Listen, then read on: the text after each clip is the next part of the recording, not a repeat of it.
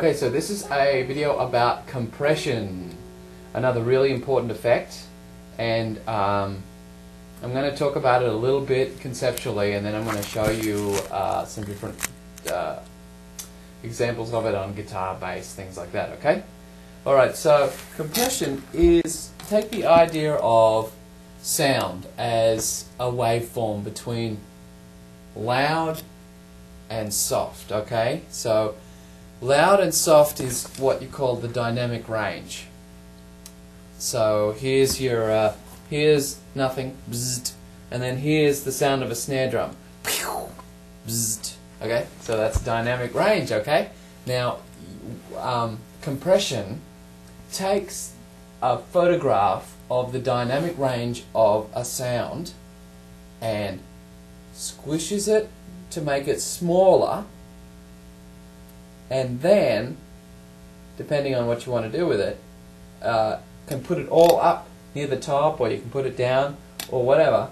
But what it functions as is bringing the distance between the sound of loud and soft together. Now, this is going to be essential when you go to record a demo. Good compression is essential when you're doing a live performance.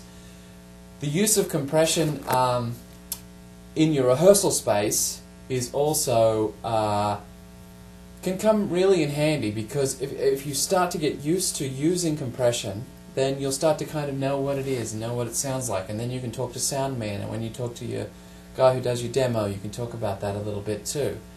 You know, modern music is absolutely entangled in the use of compression. So, for example, what compression will do with drums is, like I said before, bring the transients from loud and soft together. So next time you put any music on, listen to the snare drum, and it goes bong, but it sounds a lot, the actual explosive sound of it is a lot smaller than it would say if I went over to the drum kit right here, I went bam. And you all know that if you've ever been into a rehearsal room, go bam and it's like, oh my god, that transient is really loud. That can't be translated on small speakers on you know, on car stereos and things, so all the sound is compressed. And not only that, is with compressed sound, it tells your ear that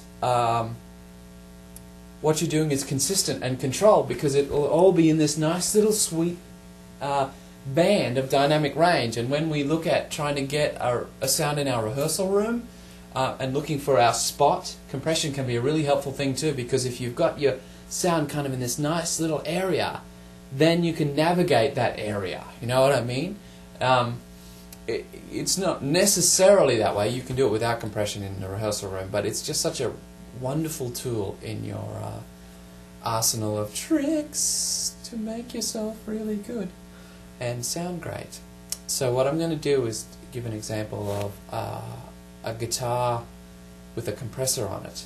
And just as an example, you've got your guitar playing, and if you've got a compressor on it and you want to play some chords and then play some single note sounds, well, a compressor will actually bring the distance between the amount of sound you're making together, so it will actually sound kind of seamless when you play them, even though if you're playing a chord, the actual sound you're putting out is louder than just this dinky little one-note riff. You know what I mean? And this is the tricks and of trades of good guitar players, you know.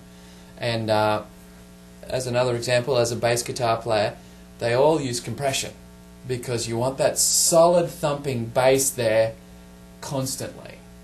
You know, I could talk about examples of all sorts of things. One of the most incredibly intense examples of the use of compression, if you go to listen to Dave Matthews' band, the album that he did with Glenn Ballard called Crash, I think.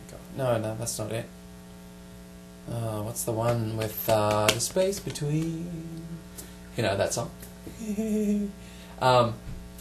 Glenn Ballard just crushed everything into this smaller space and made it so deeply thick that it was a really different sound. So if you want to start training your ears to listen to compression, that's a good place to start, because that's the max, you know.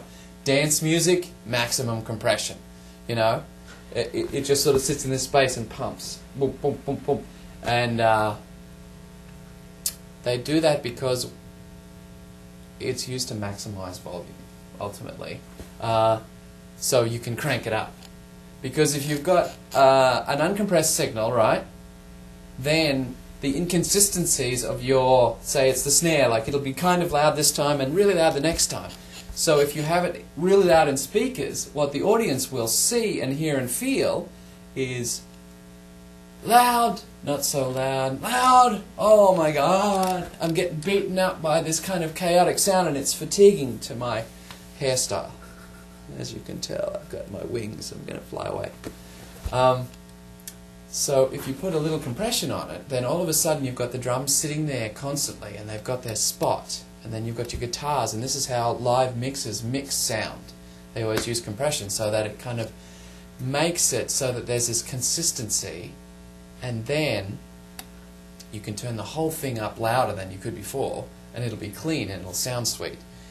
Whereas before you can be loud, but if you're uncompressed, it just sounds a little more chaotic. And one thing you're going to have to start thinking about is how to make yourself sound professional, as professional as you can.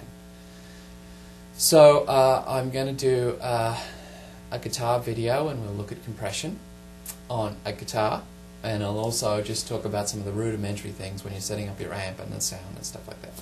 Okay, so that's the next video. Alright, compression.